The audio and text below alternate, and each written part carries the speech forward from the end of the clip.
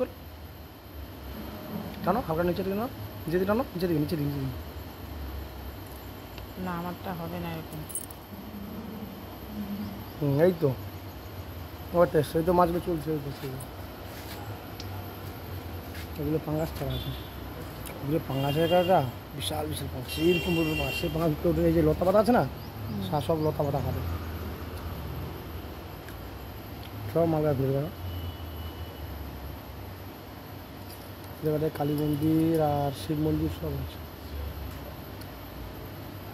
আমার শ্বশুরের টিম, শ্বশুর মেন হেড ওর টিম এসেছিলো শ্বশুরের, পুরো এসে পুরো বাড়ি দিল্লি মানে রং করে গেছে।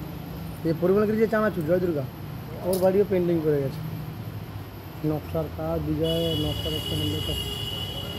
ওই পাঁচটা দেখো, এই তো এই তো এই তো এই তো এই তো মোটা করো, ওই তো ওই তো ওই দেখো, ওই দেখো ওই দেখো চলে যাচ্ছে, ওই দেখো পুরো পোনা মাছ দেখো, দেশি পোনাটা দেখো, ওই ওই চলে গেল।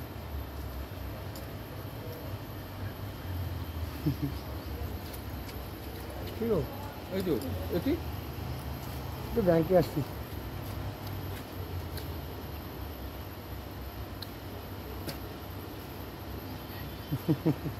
এগুলো মজা লাগে, হ্যাঁ খেতে যত না মজা, দেখতে বেশি দেখতে মজা লাগে তো।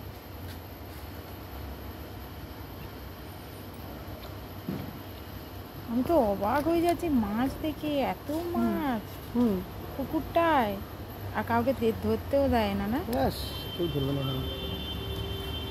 আমারও তো হতে পারে রাত্রে কেউ ছিপ নিয়ে কেউ মাছ পারবে না, ধরবে। কোনোদিনও পারবে না, কেন লোকজন থাকে নাকি? কেউ থাকে না।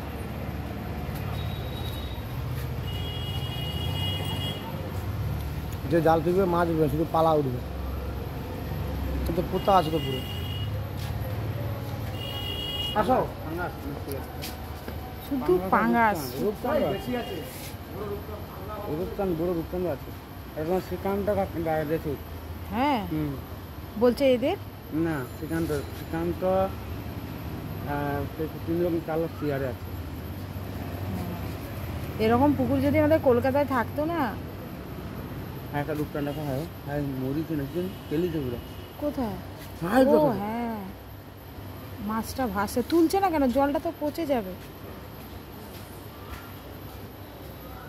আর বাবু, মাছ মরে গেলে তুলছে না কেন? যার পৌঁছে যাবে। রূপচাঁদ মাছও চাষ হয় না এখানে? ও তো তখন হাওয়ায় ভেসে যায় লালটা।